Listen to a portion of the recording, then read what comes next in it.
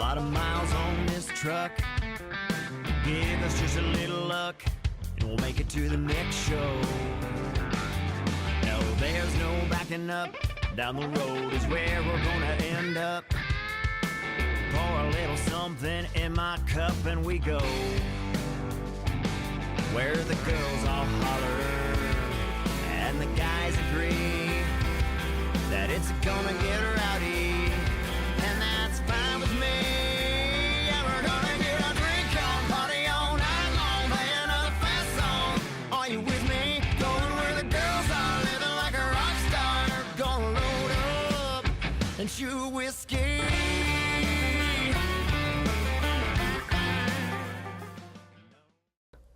Welcome to Season 4 of Off the Record. I'm your host, Aaron Ankrum. Today in studio, we have our good friend, Jelly Bear. Jelly Bear. Jelly Bear, hello, man. How are you?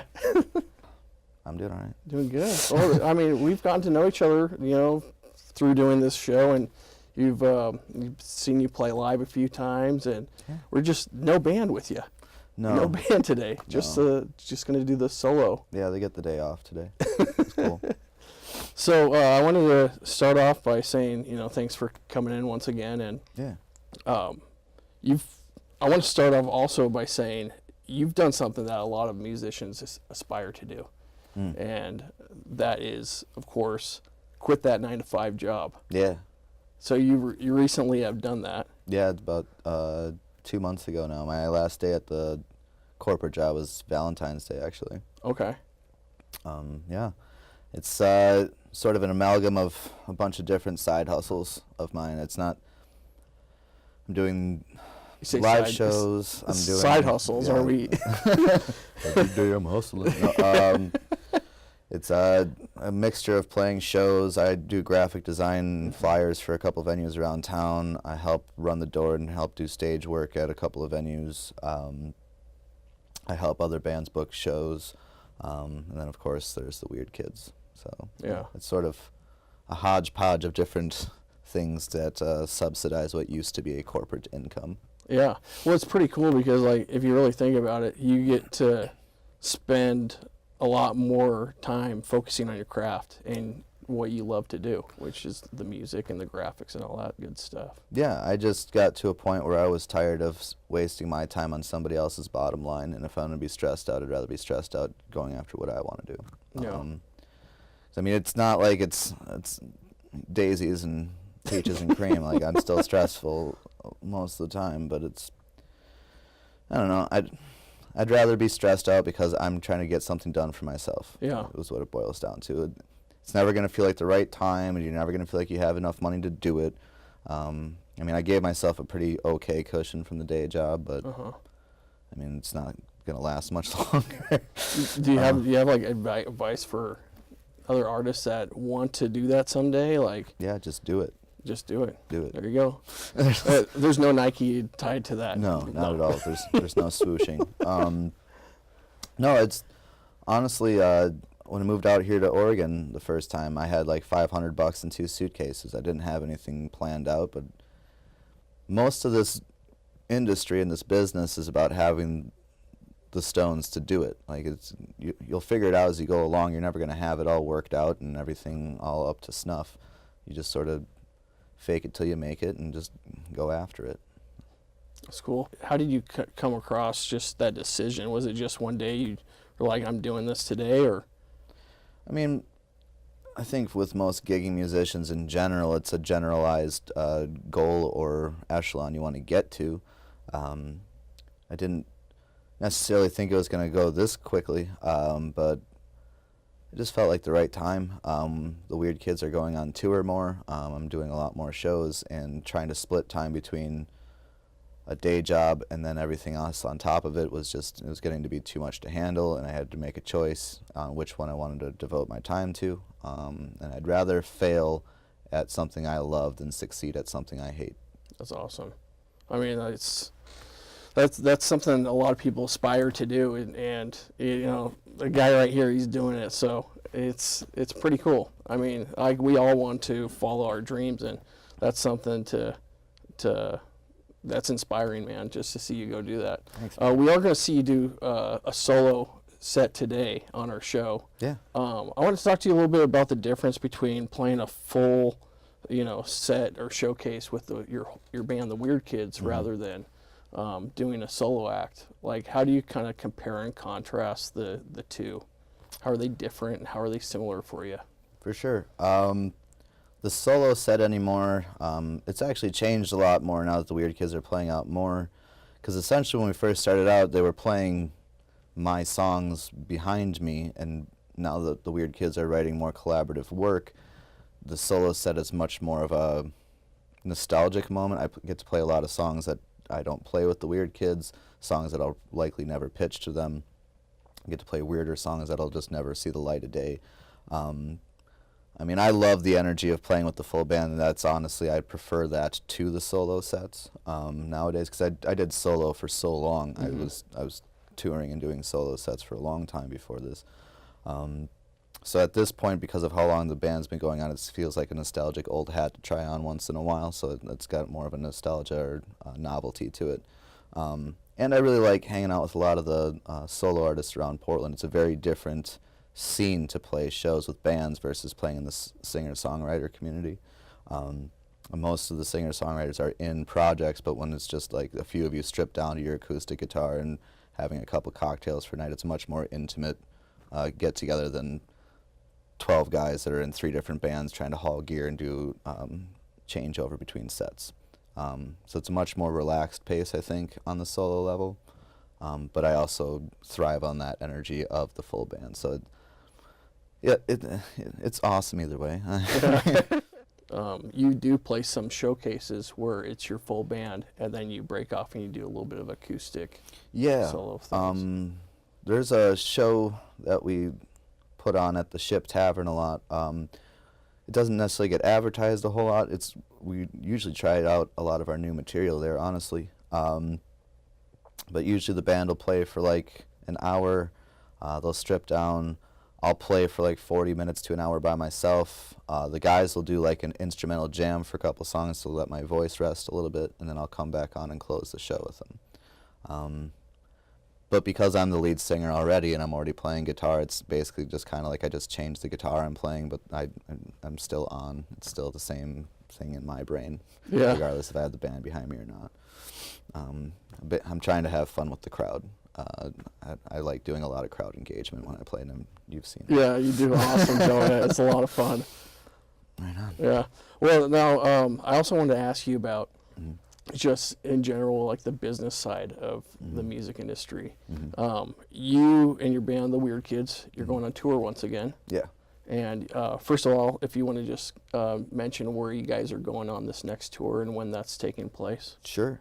So we leave next Wednesday. We're going to be heading down to Sacramento, California, heading up Blue Lamp Theater. Then we're going to head down to Long Beach, playing with an old Portland artist, actually, Madeline, who's in the band Machine, Long Beach at the Prospector. We're hitting the Rainbow Room in L.A., Hotel Utah in San Francisco. We'll be back up here. We're doing Eugene, the Portland stop of this, and this tour is catered around the fact that we're dropping our new EP this week. So that's sort of the release. The EP is called Strange Thoughts. And the Portland stop is Friday, May 3rd at Alberta Street Pub. Write it down. Write it down. We got Hannah Demo and Liam are sharing the bill with us. Fantastic. And then after that, we're heading up to Tacoma and Seattle to close out the tour. Now, so you with booking, just in general, you booked. Did you book all those for your band yourself? Yeah. So my question to you is, and you've booked other bands as well, as you mentioned. Yeah.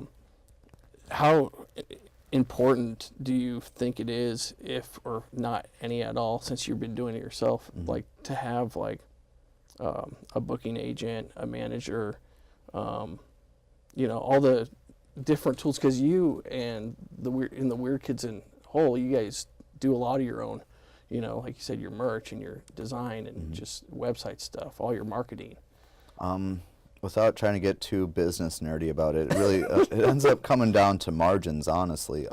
Can I justify the expense of hiring on an ancillary employee to do tour booking for us versus the cost of me doing it for us and not having to go down that route?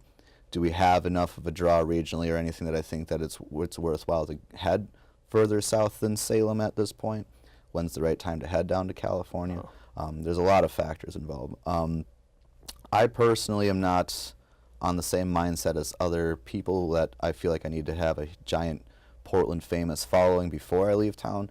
I think it's really important to build your regional following. Yeah. So getting from Portland to Eugene, Salem, do the coast, Astoria, etc. And then just branch out, because anymore with the internet nowadays, basically to try and build up your following is getting a nice 50, 100 person following in 15 different cities, rather than just sitting here trying to grind out getting 1,000 dedicated people in Portland, because that's just not going to happen for you. In a quick succession, at least. I'm sure if you grinded it out for years, you could pull it off. But also, somebody just has to do it. I didn't know how to book a tour before we did our first one, but it's just got to believe in what you're selling. I mean, at the end of the day, it is a business. It's a product that I believe in 1,000%, that I have no problem pitching, and if I get told no, then it's okay. I'll take it somewhere else. But I 100% believe in what I'm driving. I love the band. I love the music that we play, and I would prefer to, again, I'd rather fail at trying to do something that I think is amazing rather than just sit back and wonder what if. Yeah. Yeah, dude, that's awesome to hear. It's true. It's you take ownership of your own craft, you know, and when you have control to be able to, you know, move in different directions with your band and promote it the way you want to promote and whatnot, it's pretty cool. For sure. And but it's daunting as well for bands to reach out to promoters at first. 'Cause it is a lingo that you have to learn, as far as how do I pitch us, what's the best way to grab their attention via email, blah, blah.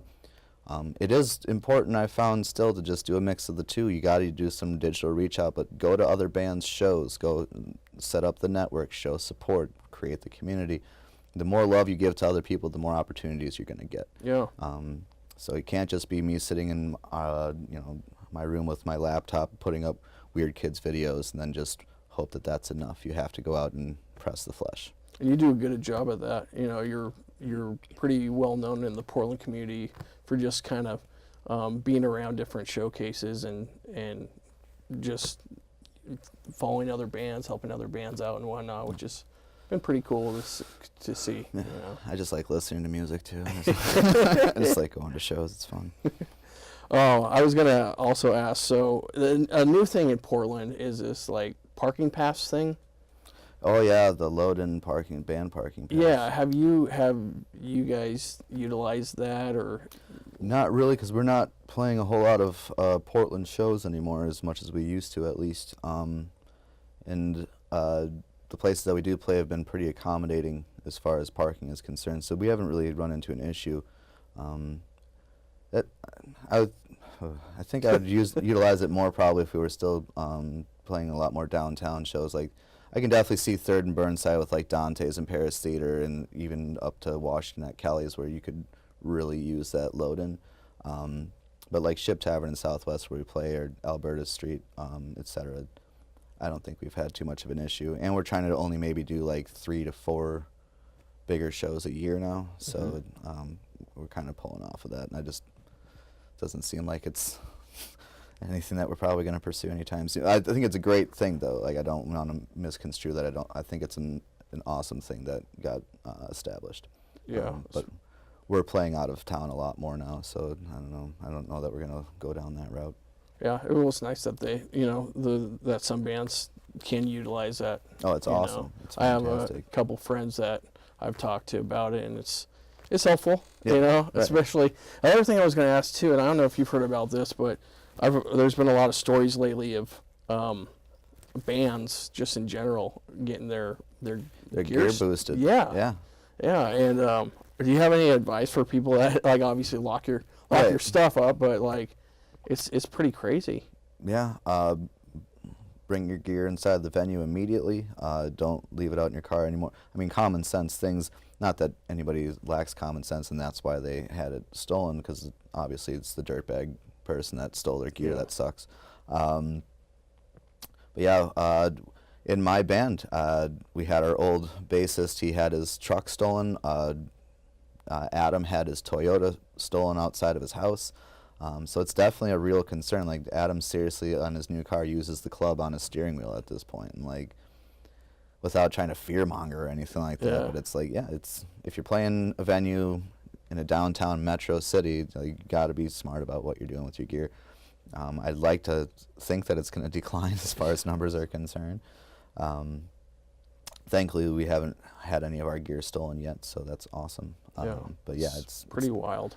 It's definitely something that I didn't think about having to think about like a couple of years ago. I mean, but yeah, it's I've seen a couple of my friends have their guitars stolen after a show now. And yeah, it sucks. Are people, like, when something like that happens, are you seeing people come together and help them? Usually, and sometimes it can just be like, in the hustle and bustle of trying to get out of the venue, and you have 3 different bands worth of gear sitting on stage, and maybe you grabbed something that wasn't yours on accident.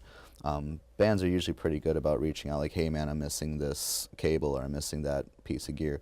But as far as your car being broken into outside of the venue, yeah, I don't know how else to handle that other than just hoping that PDX police take care of it. I don't know. I got no pitches. I'm not Batman. Or you could be the savior and go there and provide security, because he's doing everything else, right? So long as they don't mind a superhero that's at a running at a medium pace with an overweight body.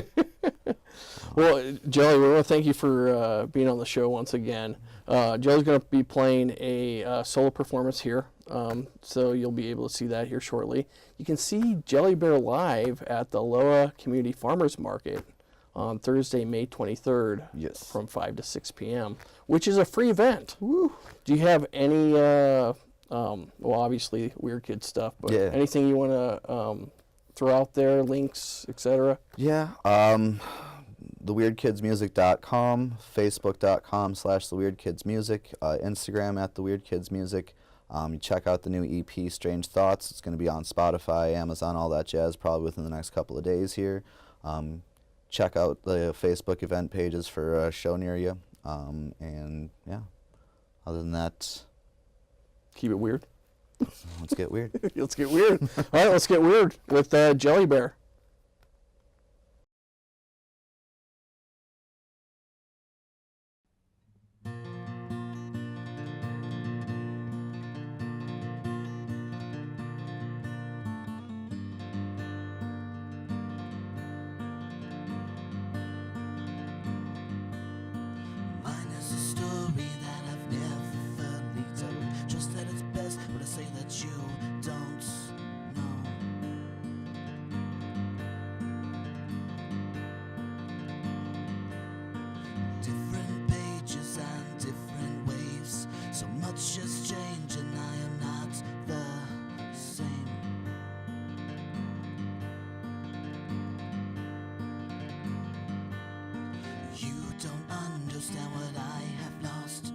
Repercussions or the cost.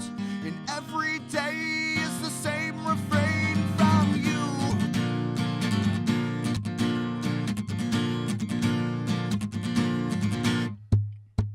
We all have a story, most on tales of glory. I know what's best for me, it's take the you, the I, and they, them, we.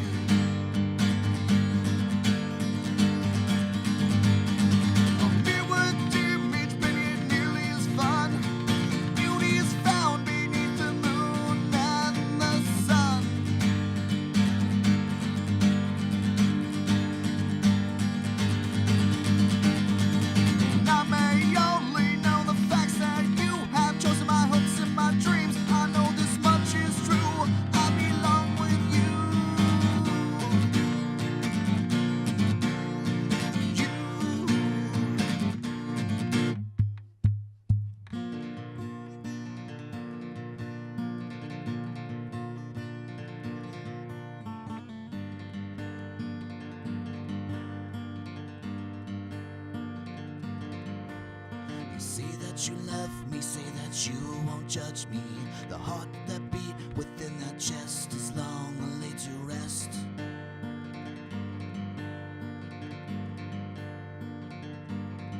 And if I never asked, then would you never tell? Let the outside be heaven while the inside was hell.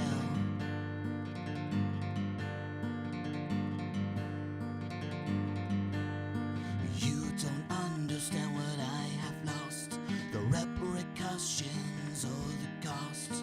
And every day is the same refrain from you.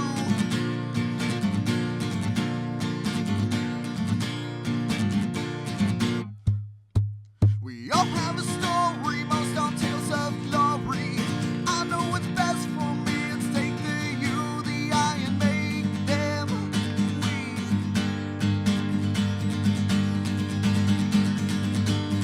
A mirrored image, baby, it nearly is fun. Beauty is found beneath the moon and the sun.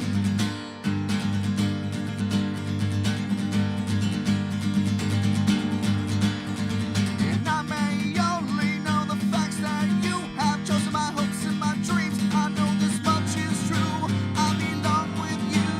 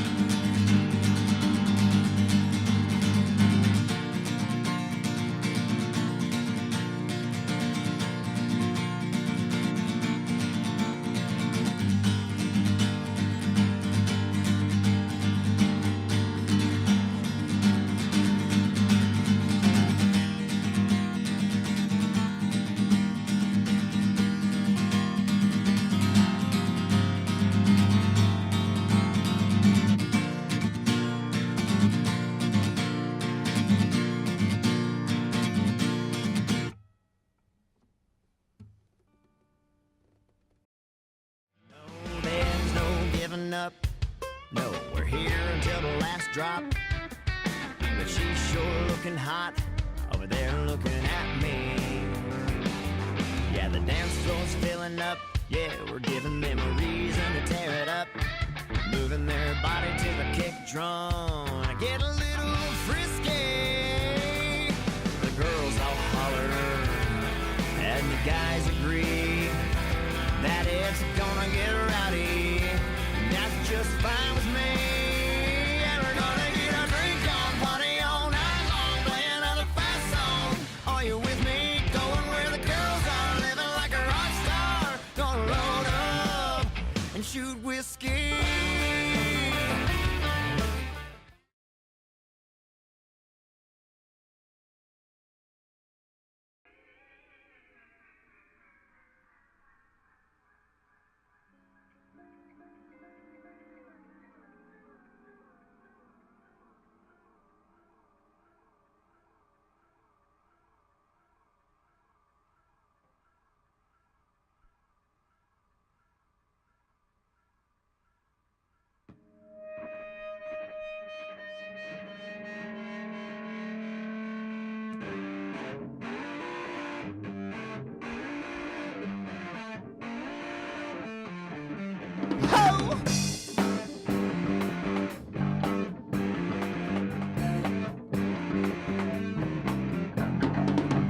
Try to take a step and I fall down to my knees.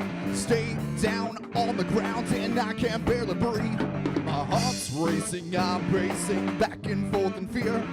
Trying to make some heads or tails of what I think and feel.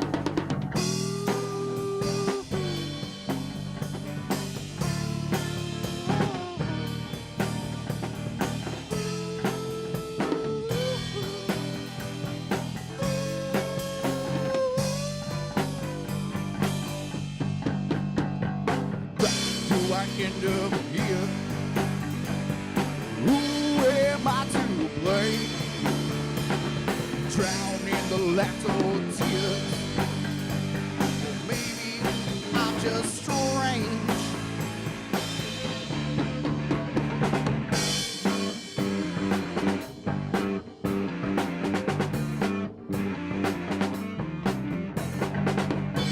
doors are closing in and I cannot make a decision. No matter how wide I make my eyes, I still got tunnel vision.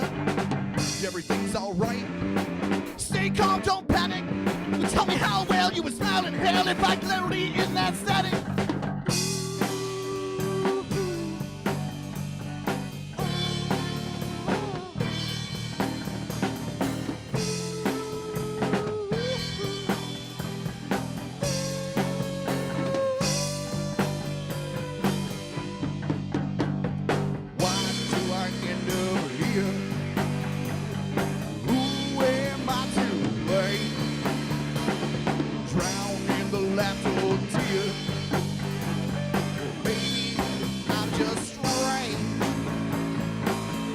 On the bass.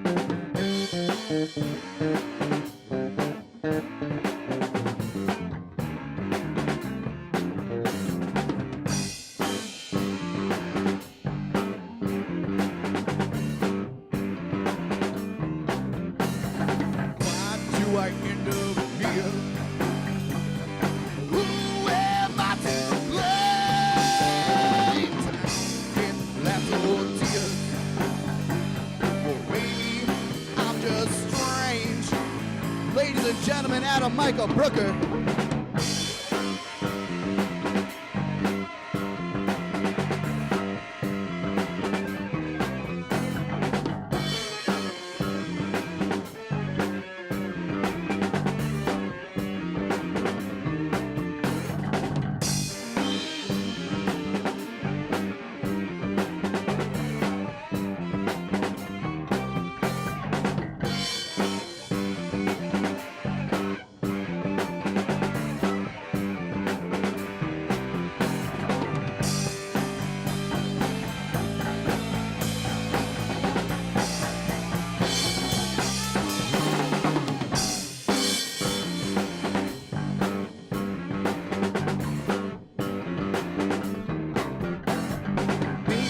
Just strange, maybe I'm just strange, maybe I'm just strange.